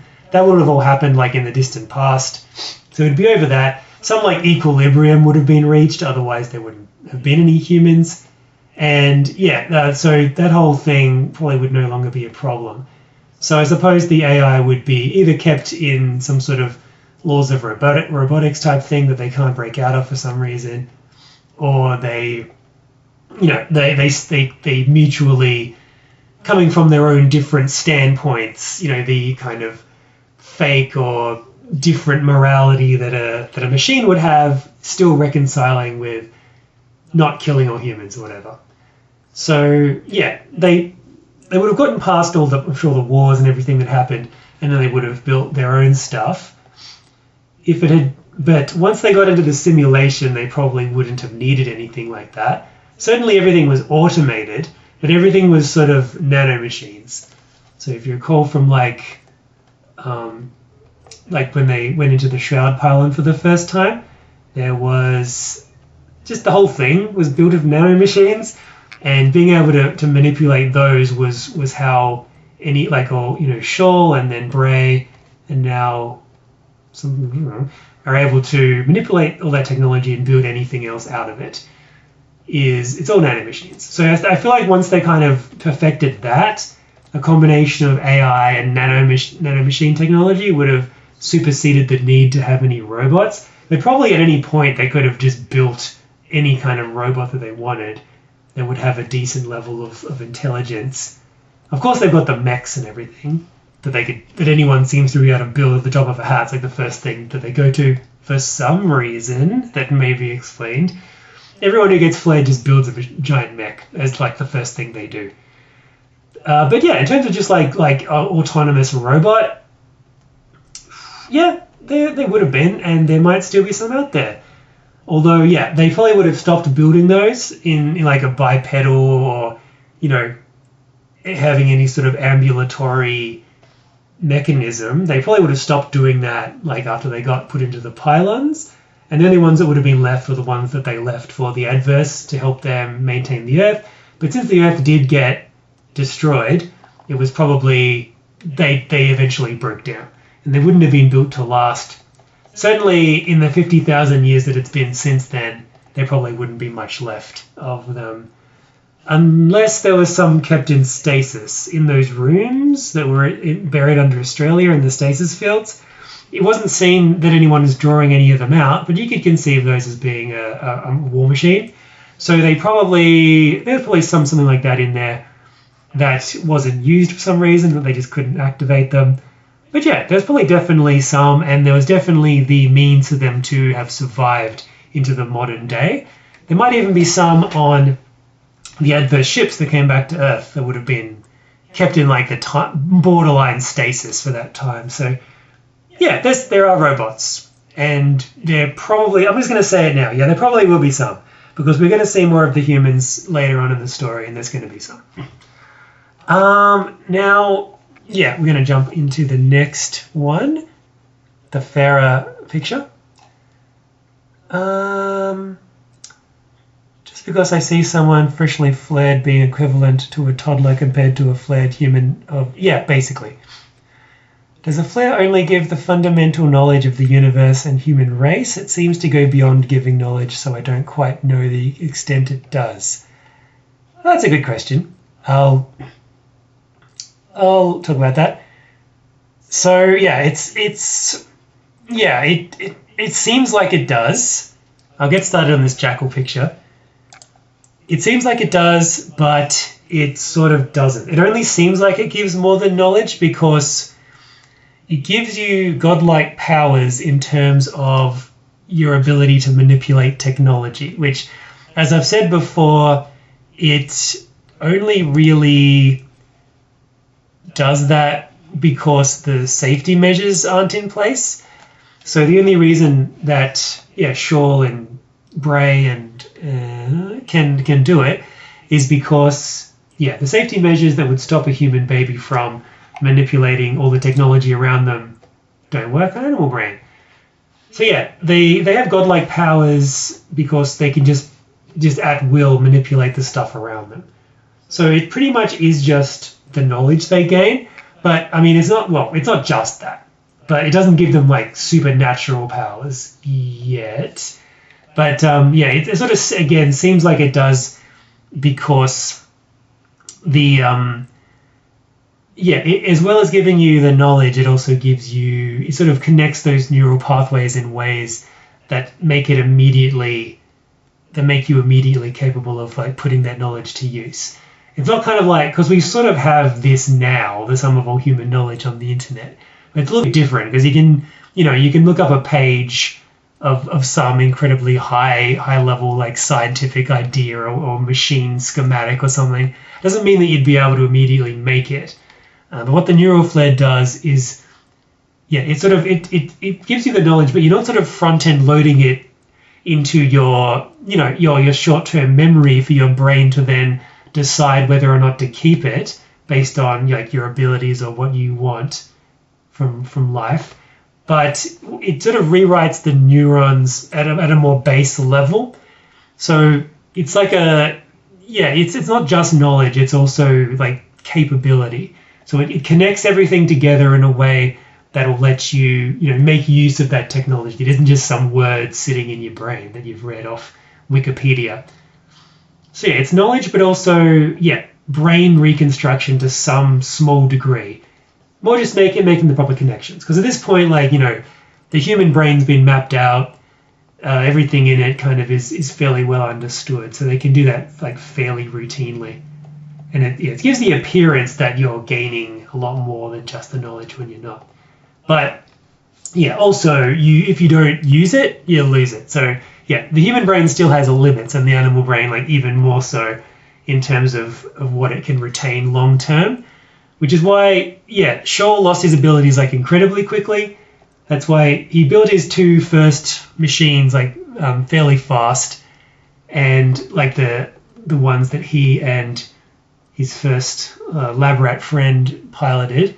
But after that, he built things, and he kept everything. Every time he built a new thing after that, it had to keep on being like less complex or bigger, so that all the stuff could work. Because he like very quickly lost his ability to make all that stuff. But he'd made the factory, so he could still produce them. But yeah, he sort of bluffed his way through it, and he was still like incredibly powerful because he built himself essentially a body that could survive anywhere because of his just like paranoid nature and the fact that he was born into like a nuclear nightmare because he got hit by a nuclear bomb like within a few minutes of him becoming flared. But yeah, none of the other people did that, but he did. So yeah, they lose all that, and yeah, so it doesn't, yeah, it gives you knowledge, it rewrites your brain a bit, which is of course a lot easier to do when you're a baby and much less damaging. And yes, it would have been kind of no big deal. Now, yeah, so that's kind of that. This is a really cool design. I did notice as well that there was a 3D printable version of this. I might get on that in a bit. It's been a while since I've 3D printed anything. So we go like this, we go like this, and yeah, I may not do the entire body here just because it's kind of remembering back when I did the Samus armor and it took like quite a while, and I've only got half an hour left. But yeah. Yeah, this is really cool. Again, like I really wish I was good at games because I'd love to see all this stuff just going around and doing stuff. I guess I could watch people play games, which is what I tend to do. I like to appear well versed in all the stuff for the kids when I'm teaching, so that they think I'm the cool guy. But if they probe much deeper than my incredibly base level knowledge of most games, then they'd realize I was just an old man who knows about old man stuff, like the Elm-Chanted forest and Krista Berg and all these things. All right, so I'm going to go in for another question real quick. Whoop, dive back in.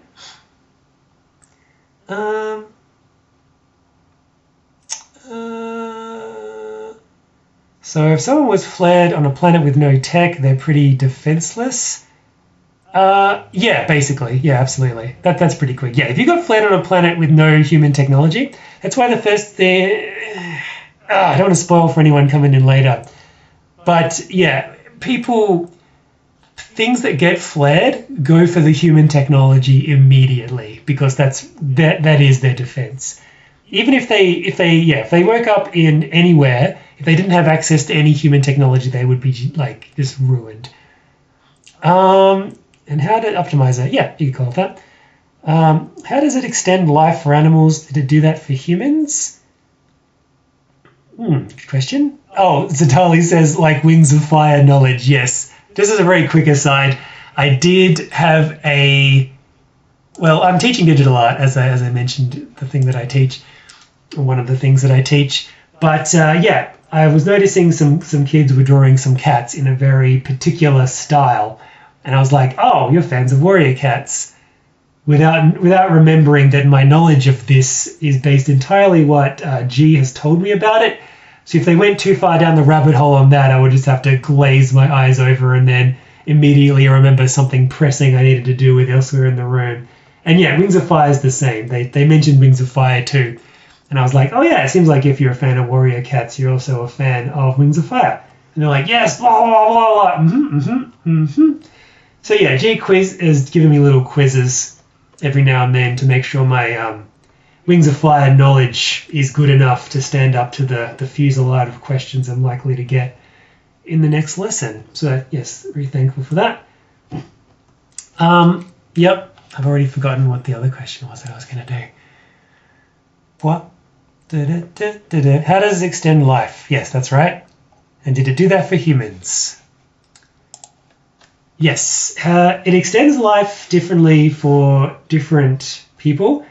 So the reason why Emperor Shaw was able to survive for so long was because he recreated his body into like a synthetic approximation of a body. So he basically replaced every atom in his body with a mineral version of it, which is partly why he likes rocks so much. But yeah, that's why his skin's all grey and that kind of thing. So he's like, he doesn't have the same kind of limitations of genetic, like, gene degradation from making copies of itself and all that kind of thing. You know, so the reasons for aging don't really apply to him. So theoretically, he could live for a long time, although eventually he would probably, you know, break down. But he'd live a lot longer. Bray is still alive now. That's like not... So his life is extended because the flare will just automatically kind of make you... It sort of enhances your genetics into sort of the best version it can be. So you'll get taller, you'll get like smarter, you'll get a bit more, you know, capable of dealing with things, and yeah, you'll age more slowly because of that. But a kangaroo not in captivity is probably going to live at least, so like he's like 10 years old at the moment. That's not really that old for a kangaroo. Brushfire, Lady Brushfire looks pretty old because she's like, you know, lived a really hard life and has been like fairly stressed out, and she's been, you know, under so much strain and physical pressure, and she's had so many injuries that she's still coping with that have kind of like prematurely aged her a bit. But she's only about the same age as Braid, a little bit older. And yeah, she looks a lot older, even though, you know, that again isn't an incredibly large life expectancy for a kangaroo. So even without being flared, Bray would probably be similar to that. But yeah, certainly his life's been extended a little bit. And the same thing would happen for the humans. And especially if they wanted to like live forever in their sort of CG world that they made for themselves, it'd have to extend their lives a fair bit. So that's just like, you know, kind of knowing exactly how the human body works and anatomy and all that stuff helps being able to sort of rewrite it and keep it functioning as it in its optimum form. And yes, that would keep them alive for, you know, thousands of years, really.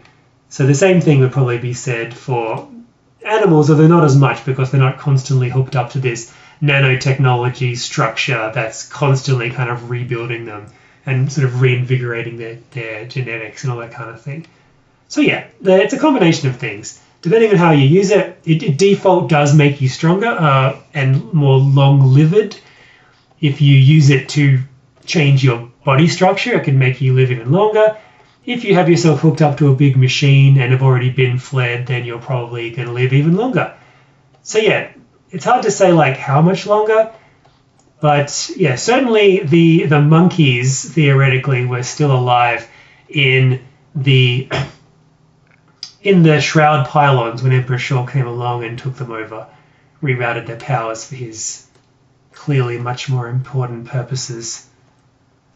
But yeah, so that is how that happens. So that was pretty quick. Let's jump back in, see if we've got something else. You know you're an old man when you find yourself telling people you graduated high school back in the 20th century. Yep, I hear that.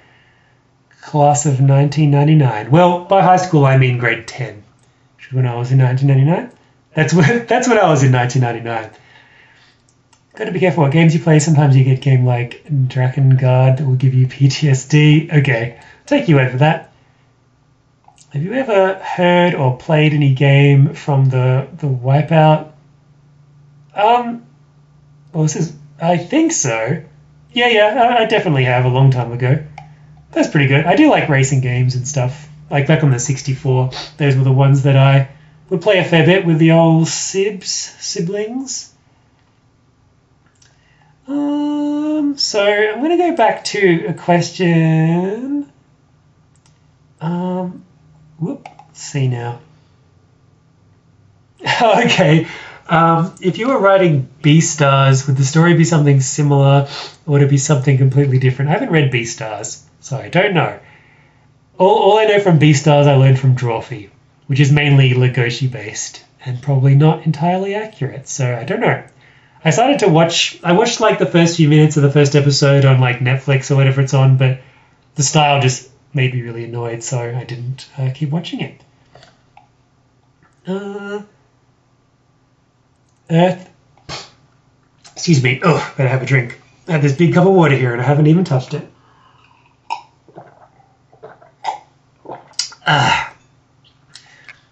Earth in the generation universe in terms of how did it get destroyed, I think was the question. Kind of like to see a super short series of Shawl using his intelligence in a protagonist role. Yeah, that's cool. I could do that. In fact, yeah, I'd like to do a little short thing like that. So yeah, probably for sure I'd do that.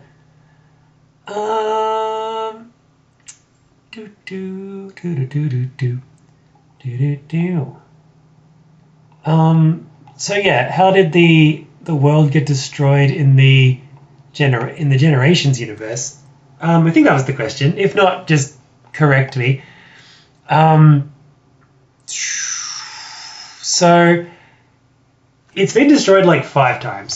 So I'll talk about that briefly. So yeah, in the Generations universe, so SG, RG, I know a lot of people haven't read those because they're terrible trash to look at, Industrial Revelations, but basically that universe is based on the supposition that the like evolution is kind of this driving force of this energy source that was accidentally lodged in this universe at the Big Bang, where the Big Bang was caused by 2 universes colliding with each other, and that energy was trapped. And in order to try to integrate itself, like diffusion, the way, a more concentrated substance would naturally diffuse into a less so one, just by its natural law, it tried to integrate itself. And to do that, it sort of manipulated evolution. And because it did that, it was able to like inject part of itself into the life forms that were evolving, and that was kind of what later people would end up calling a soul. And as creatures died, it would those sort of the soul fragments would return and keep informing with more and more useful information based on more and more advanced life forms that were evolving to sort of teach this energy about the universe that it's in that it shouldn't be in. And so for millions of years, billions of years, generation upon generation of different kind of species have evolved, sort of starting in the Cambrian, the Paleozoic with like the earliest life forms. Things have sort of evolved and grown up, but eventually what would happen every single time is that the life forms would get so powerful that they would draw too much of this energy into themselves as their kind of like soul power, and that would cause the big energy source to realize it was losing itself and then just like create an extinction event. So this has happened like dozens of times over the course of Earth's history, but every time that happens, its memory also gets reset. So it just sort of like starts again, and it's this inexorable need to learn more, which is like the self-destructive thing that ends up having itself get destroyed every time.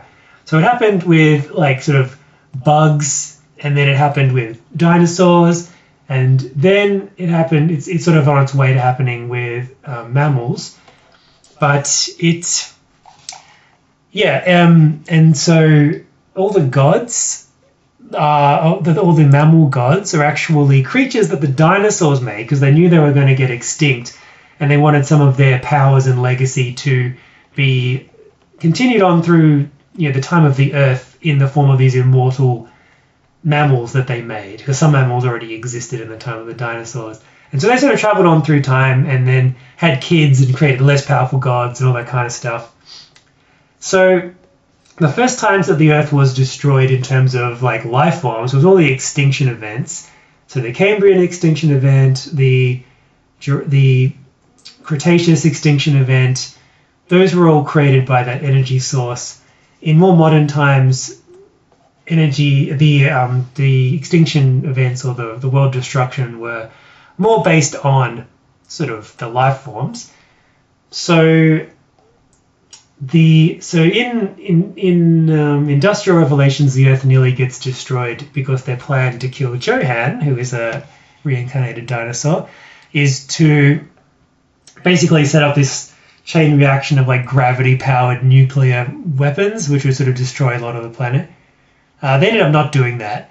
So the next time that the planet was destroyed, more or less, was in Stolen Generation, when there's a giant like fight, and then as soon as they get the phase transition weaponry that can like just do insane levels of destruction to everything, that sort of destroyed a lot of the world as well, but not completely. Oh, I think I know what you're talking about. Oh, we'll get there. Oh, I'll keep going on this rant. But yeah, I think you're talking about why is the world destroyed in Nicole's arc, which is the next one, the next story. All right. Anyway, I'll continue on the history of Earth destructions. So so in Restored Generation, one of the dinosaur kind of is reborn more or less with a fair bit of their powers. They're not their full abilities that they had, in the prime of life. What does her hair look like? Close up. Okay, it goes more down than that. In the prime of their life, but yeah, still definitely outclassing anything that exists on Earth at that time. It's the year 2020 or something. And yeah, so she can, just gain power by just sucking the intermolecular energy out of matter. So she ends up destroying the entire planet except by doing that, except for some parts of Australia and Antarctica and a little bit of that sort of thing. But yeah, so the Earth is basically destroyed at the end of Restored Generation because of that. But yeah, the world gets destroyed again. So the book, the novel that I wrote, which I never released because I haven't really been able to find time to finish editing it. I edited it and printed it and stuff, but there were like some formatting problems that I just can't be bothered fixing. But that one, yeah, it starts off with the Earth like sinking, and it's just the whole planet is the Earth's core and the mantle, like the liquid core of the Earth, has heated up to the extent that the surface is remelting, kind of like it was when the Earth first was forming. Yeah, so that's happening, and it's been happening for a while. It's taken about 40 years for this to happen, for the Earth to heat up and for the crust to melt. And when the story starts, the only place that still exists is Nepal. So everyone who's been able to live in sort of floating anti-grav ships that are like repurposed, like liners and military vessels, and they're all up in space. Well, not in space, they're in the upper atmosphere. But the atmosphere itself is basically like acid, because as the crust melted, all those gases were released that had been stored. And so just living in, it's just horrible anyway. But there's also the arc, which is this like 20-kilometer sphere that like has its own internal gravity source, and it's like a mini planet, like saving a lot of people who are deemed worthy by the people who run it. And I won't say what caused that, because that's kind of one of the main points of the story. So if I were to say that now, it's kind of like that is a Shyamalan level thing that's important to find out later on. But yeah, there's definitely it's definitely not natural, I'll say that. Well, if it was, it wouldn't be a twist. But it's certainly created by something.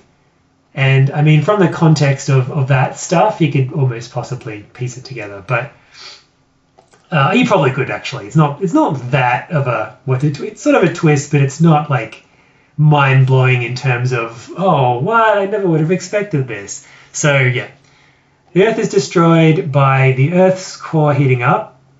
And the reason why the Earth's core heated up was something that was produced artificially and was bad. And a lot of it is kind of, figuring out, a lot of the story is them trying to figure out how to reverse it.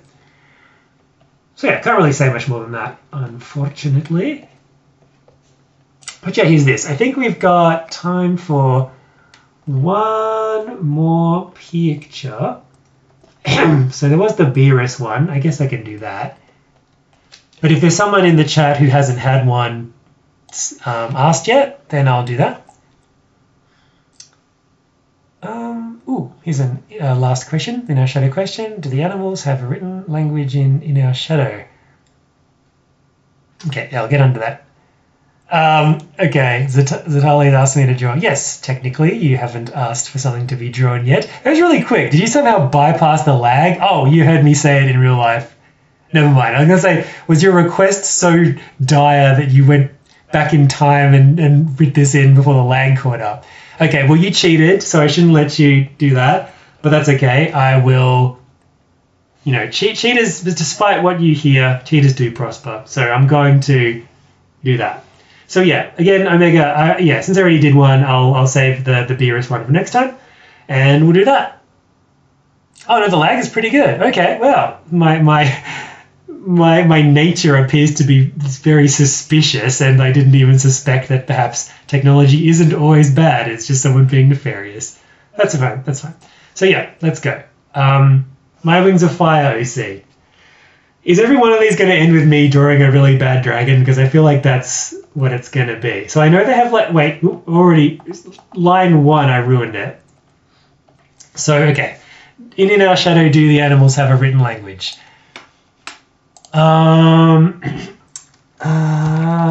Yes, they do.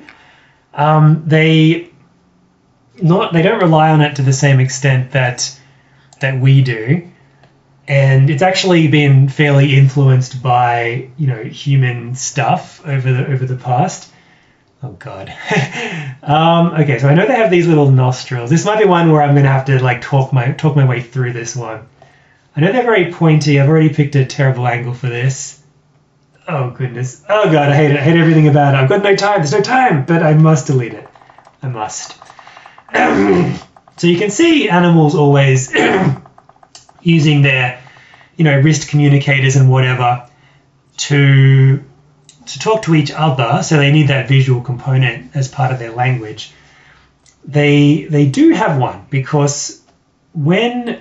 especially sort of Pippa she had the human flash drives, and there was a translator that would translate it into human language. So Amethyst was the first one.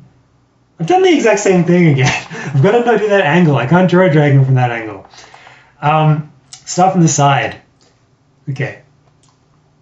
Pointy is the name of the game.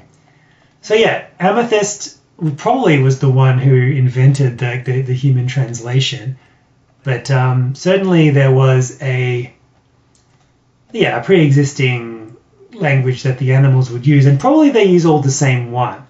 So that would be one of their common grounds that they can kind of work with, and they don't necessarily use it that much. You generally don't see them reading or anything like that. They sort of infer a lot of stuff just from from context or from images and that sort of thing. But yeah, certainly Brianna was looking through the drives and reading the translation, because she couldn't, Amethyst can understand human language, but none of the others could. And so they had to translate it into their own language first. And so one of the little things that she left was the translator that you could just attach onto the flash drives, and it would just automatically translate it into the written language of the animals. And it's clearly a bit like the fact that they can all talk to each other, even though they're different species. Because they can all talk to each other. It's sort of a convenience, but they can just do it. So they probably have all the same written language as well. Because they all evolved roughly under the rule of rats, they would have just had the rat culture kind of imposed upon them as the default language that they would be speaking. So and Pippa could do it even though she wasn't part of the rat kind of domain, because she's sort of well versed in sort of human stuff. And by default as well, she would have been fairly well travelled, so she would probably have a good understanding of the written language. But people like Bray or even Brushfire probably wouldn't be able to understand the written language that all the other animals use. Except, yeah, so they wouldn't have much of a chance of that. And the kangaroos, it's unclear whether they have their own written language. They never really, they have heraldry and symbols and stuff, but they do not really sort of write much down. I think it's probably like a verbal culture in terms of like how they pass things down, how they talk to each other would be just passed by word of mouth, which kind of goes with their fairly like their outlook, which is sort of ironic considering how things panned out, but they don't like to rely too much on stored information or technology. One of the sort of the gripes that Queen or Lady Brushfire had when she had the rat prisoners was that like they didn't really understand how a lot of their own stuff worked. They would sort of rely on the knowledge from devices or stuff that they've learned, or just rely on other people kind of knowing how to do it, whereas kangaroos kind of pride themselves on sort of knowing how everything works and like just understanding their own stuff. So part of that is sort of like how, you know, the philosophers would do it. They wouldn't write anything down. They would just pass their knowledge off to the next generation verbally, like from master to apprentice and that kind of thing. So probably, yeah, the kangaroos would do that. They probably haven't got a written language. Okay, I just had to change the I to be a little bit more like how I would do an I, and maybe like not so evil, since I think my dragon probably wouldn't be that cranky or anything like that. I think that's what Icewing looks like. Got the big spikes. I did a little bit of artistic levity because I need a dragon to have a long snoot. Just like Elm-Chanted Forest was my first kind of delving into the anthro realm. Sword in the Stone, no. Sleeping Beauty was my first dip into the dragon realm. So OG Maleficent is my ideal dragon pretty much. Got to be as pointy as possible, back heavy, very old-fashioned, much like everything else I like and do. So I think that's a dragon, and I don't know, I think it's slightly better than my last one, perhaps, but probably. Although I did have a little bit of a reference, not that I used it too much. By that I mean I got lazy in drawing the scales. But yeah, I changed most of it. I just had a picture up because I knew they were spiky, I knew they had horns, I knew they had a pointy face, but excuse me. If I did that completely from memory, that probably would be even worse than this, which probably would have made it better than this. But anyway, so I'm going to jump back into chat again because we've got 3 minutes. Flight of Dragons was another good cartoon. Don't think I saw that one. Yeah, I haven't seen many dragon cartoons except stuff that had dragons in them that wasn't about dragon, and I refused to watch Dragon Booster or whatever those ones were. So the Earth basically became Venus. Yes. More like, yeah, worse. I mean, Venus is just really hot because of its insanely oppressive atmosphere. Yeah, so it has the atmosphere of Venus, but like the surface of like Mercury, even more so. Still looking for a title for Inner Shadow Part 2. How about Out from the Shadows? Yeah, maybe. Probably gonna, yeah, I'll think about that one. Okay. So, movie. Cool. Yep.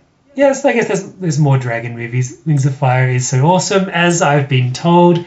G says I've got to be reading at least one of those books.